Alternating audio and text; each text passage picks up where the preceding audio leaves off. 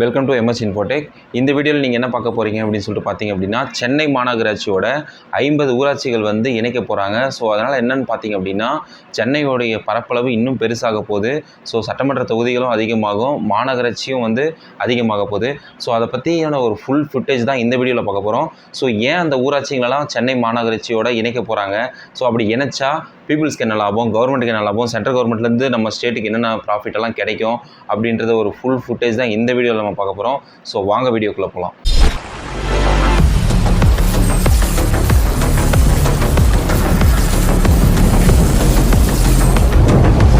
அதாவது சென்னையுடைய ஃபஸ்ட்டு ஸ்டார்டிங்கில் பார்த்தீங்கன்னா 1189 ஸ்கொயர் ஃபீட் கிலோமீட்டர் இருந்த பரப்பளவு தற்போது பார்த்தீங்கன்னா 5904 ஸ்கொயர் ஃபீட் கிலோமீட்டர் வந்து பரப்பளவு கொண்டு இருக்குது. ஸோ இந்த பட்சத்தில் பார்த்தீங்க அப்படின்னா சிஎம்ஏ வந்து என்ன சொல்லியிருக்காங்கன்னு பார்த்தீங்கன்னா, சென்னை கார்ப்பரேஷன் லிமிட்கிட்ட வந்து இன்னும் நீங்கள் மாநகராட்சியை பெருசு பண்ணுங்க அப்படின்னு சொல்லிட்டு அதை சுற்றி இருக்கிற செங்கல்பட்டு, திருவள்ளூர், காஞ்சிபுரம் இந்த டிஸ்ட்ரிக்டில் இருக்கிற ஒரு சில ஊராட்சிகளெல்லாம் வந்து சென்னை மாநகராட்சியோட இணைக்க போகிறதா ஒரு வாக்குமூலம் வந்து பெற்றிருக்கிறாங்க. ஸோ அதை பற்றின ஒரு அஃபிஷியலான நியூஸ் வந்து எந்தெந்த ஊராட்சியெல்லாம் வந்து சென்னை மாநகராட்சியோட இணைக்க போகிறாங்க அப்படின்றது ஒரு டீட்டெயிலாக ஒரு நிறைவு பண்ணி மொத்த லிஸ்ட்டையும் கொடுத்துருக்காங்க. ஸோ அந்த லிஸ்ட்டை தான் நம்ம இப்போ பார்க்க போகிறோம். ஸோ இதுக்கு முன்னாடி சென்னையில் எத்தனை தொகுதி வந்து ஒரு 10 வருஷத்துக்கு முன்னாடி இருந்தது, இப்போ எவ்வளோ ஆக போகுது அப்படின்றத ஃபஸ்ட்டு நம்ம பார்த்தலாம். 2011 பார்த்தீங்க அப்படின்னா நம்ம சென்னை மாநகராட்சி வந்து ஆக்சுவலாக 155 வார்டும் 10 ஜோனை கொண்டு 174 ஸ்கொயர் ஃபீட் கிலோமீட்டர் மட்டும்தான் கொண்டு இருந்தது 2011. இந்த இன்பிட்வீன் அந்த ஒரு 10 வருஷத்தில் பார்த்தீங்க அப்படின்னா அதனோட ஸ்கொயர் ஃபீட்டு வந்து அதிகமாக இருக்குது, தொகுதிகளும் வந்து அதிகமாக இருக்குது. அப்படி தான் பார்த்தீங்க அப்படின்னா 2011 வந்து கார்பரேஷன் வந்து இன்க்ரீஸ் பண்ணியிருக்காங்க. அது எவ்வளோன்னு பார்த்தீங்கன்னா 200 வார்டாகவும் 15 ஜோனாகவும் 424 ஸ்கொயர் ஃபீட்டாகவும் வந்து 2011 வந்து விரிவுபடுத்தினாங்க. அந்த பட்சத்தில் பார்த்தீங்கன்னா சென்னை மாநகராட்சி வந்து தற்போது 200 வார்டை கொண்டு இருக்கு. அந்த 200 வார்டில் இருந்து பார்த்தீங்க அப்படின்னா இப்போது 250 வார்டை வந்து கன்வெர்ட் பண்ண போகிறாங்க சென்னை மாநகராட்சியில். ஸோ ஆக்சுவலாக வந்து ஏன் கன்வெர்ட் பண்ண போகிறாங்க அப்படின்னு சொல்லிட்டு பார்த்தீங்க அப்படின்னா, ஸோ இதனால் கவர்மெண்ட்டுக்கு என்ன லாபம், இந்த 50 ஊராட்சிகளை வந்து இந்த 3 டிஸ்ட்ரிக்டில் இருக்கிற தொகுதிகளோட ஜாயின் பண்ணி சென்னை மாநகராட்சி வந்து பெருசு பண்ணாங்க அப்படின்னா கவர்மெண்ட், அதாவது ஸ்டேட் கவர்மெண்ட்டுக்கு என்ன அட்வான்டேஜ் அப்படின்னு சொல்லிட்டு பார்த்தீங்க அப்படின்னா, ஃபஸ்ட்டு வந்து டேக்ஸ் ரெவன்யூ வந்து கொஞ்சம் அதிகமாக கிடைக்கும். ஸோ நம்ம ஸ்டேட் கவர்மெண்ட்டுக்கு கிடைக்கிற டேக்ஸ் வந்து கொஞ்சம் அதிகமாக இருக்கும். இப்போ ஊராட்சிகள்லாம் பார்த்தீங்கன்னா மாநகராட்சி ஆயிடுச்சுன்னா அதுக்கான டேக்ஸுடைய வரியை வந்து பார்த்திங்கன்னா கொஞ்சம் அதிகமாக இருக்கும் பர்சன்டேஜ். ஸோ அதனால் அதுக்கு ஒரு பெனிஃபிட். ஸோ ரெண்டாவது பார்த்தீங்க அப்படின்னு என்னென்னா சென்ட்ரல் கவர்மெண்ட் அலாட் வந்து மோர் ஃபண்டாக இருக்கும். அது என்னென்னு பார்த்தீங்கன்னா சென்ட்ரல் கவர்மெண்ட்லேருந்து நம்ம ஸ்டேட் கவர்மெண்ட்டுக்கு வர ஃபண்டு வந்து கொஞ்சம் அதிகமாக இருக்கும். நம்ம ஸ்டேட் கவர்மெண்ட்டுக்கு சென்ட்ரல் கவர்மெண்ட்லேருந்து வர ஃபண்டு வந்து கொஞ்சம் அதிகரிக்க வாய்ப்பு இருக்குது. ஸோ அது வந்து ரெண்டாவது ப்ராஃபிட். ஸோ மூணாவது என்னென்னு பார்த்தீங்க அப்படின்னா அதாவது பேங்க் லோன்ஸ் இந்த மாதிரிலாம் பார்த்தீங்க அப்படின்னா இப்போ ஊராட்சியில் இருக்கிறவங்க தான் கொடுக்கறதுக்கு கொஞ்சம் கஷ்டமாக இருக்கும். மாநகராட்சி ஆயிடுச்சு அப்படின்னா அங்கே இருக்கிற பீப்புள்ஸ்க்கு வந்து நம்ம ஒரு மாநகராட்சியில் இருக்குன்னு சொல்லிட்டு ஒரு ப்ராஃபிட் வந்து நல்ல ஒரு பேராகவும் இருக்கும். அவங்களுக்கு எந்த பேங்க்கில் போனாலும் ஒரு நல்ல ஒரு பெனிஃபிட்டாகவும் இருக்கும்.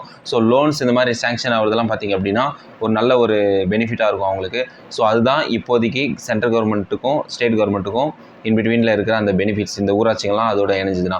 ஸோ இதனால் மக்களுக்கு என்ன பயன் அப்படின்னு பார்த்தீங்க அப்படின்னா, இப்போது ஒரு ஊராட்சின்னு பார்த்தீங்கன்னா ஓப்பனாக சொல்கிறேன், ஒரு ஸ்டேட் கவர்மெண்ட்டாக இருந்தாலும் சரி, சென்ட்ரல் கவர்மெண்ட்டாக இருந்தாலும் சரி, எந்த ஒரு அட்வான்டேஜும் ஒரு ஊராட்சிக்குள்ளே அவ்வளோ சீக்கிரம் கொண்டு வரது எளிதாக இல்லை. ஸோ அவ்வளோ சீக்கிரம் கொண்டு வர மாட்டாங்க. இதுவே ஒரு மாநகராட்சியாக இருக்குது அப்படின்னா கண்டிப்பாக அந்த ஊரில் ரோட் ஃபெசிலிட்டியும் நல்லா பண்ணுவாங்க, டிரான்ஸ்போர்ட் ஃபெசிலிட்டி அதிகப்படுத்துவாங்க, பஸ்ஸுடைய ஃபெசிலிட்டி வந்து அதிகப்படுத்துவாங்க. ஸோ மக்கள் வந்து எளிதாக வந்து பயணம் மேற்கொள்கிறது வந்து நிறைய டிரான்ஸ்போர்ட் ஃபெசிலிட்டி வந்து புதுசாக அரேஞ்ச் பண்ணுவாங்க. அண்ட் தென் பார்த்தீங்கன்னா ஒவ்வொரு மாநகராட்சிக்கும் ஒரு பூங்கா அப்படின்னு சொல்லிட்டு உருவாக்குவாங்க.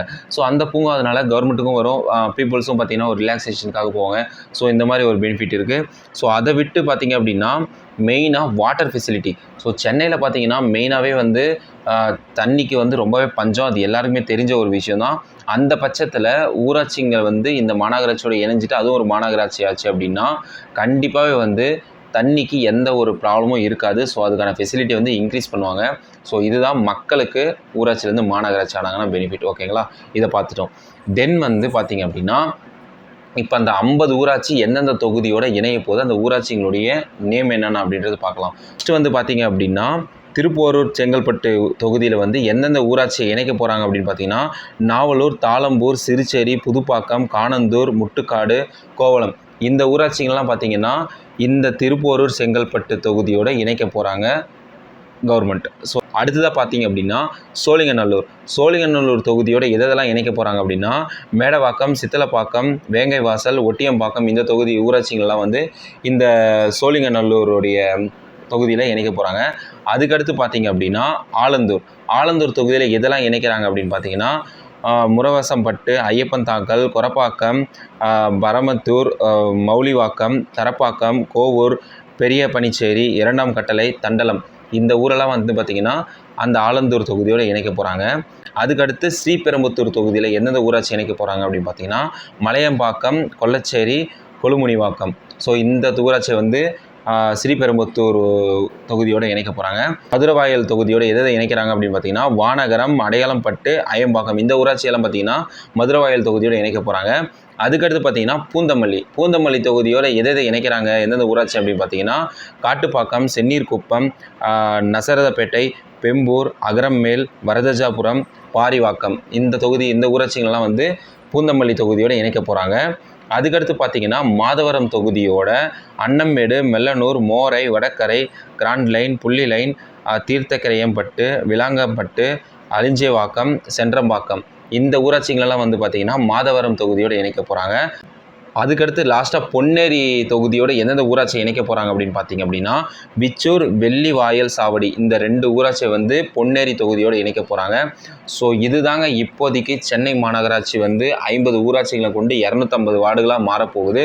ஸோ இதோடைய ஒரு பிரீஃபான எக்ஸ்ப்ளனேஷன் தான் நம்ம இந்த வீடியோவில் பார்த்தோம். ஸோ இந்த வீடியோ நீங்கள் பார்த்துன்னுக்கிறவங்க வந்து இந்த தொகுதியிலலாம் நீங்கள் இருந்தீங்க அப்படின்னா உங்களுடைய ஊராட்சியாக இருந்த அதாவது இப்போ ஊராட்சியிலேருந்து மாநகராட்சிக்கு மாற்ற போகிறாங்க இல்லைங்களா, நீங்கள் இந்த ஊரில் இருந்திருந்தீங்க அப்படின்னா உங்களுக்கு எந்தெந்த பெனிஃபிட் எல்லாம் கிடைக்கல, நீங்கள் எதுக்கெல்லாம் எதிர்பார்க்குறீங்க, அப்படி நீங்கள் மாநகராட்சி ஆனீங்கன்னா உங்களுக்கு எந்த ஸ்கீம் ஃபஸ்ட்டு வேணும், ஸோ எதை டெவலப் பண்ணால் நல்லாயிருக்கும் அப்படின்றத மறக்காமல் கமெண்ட் பண்ணுங்கள்.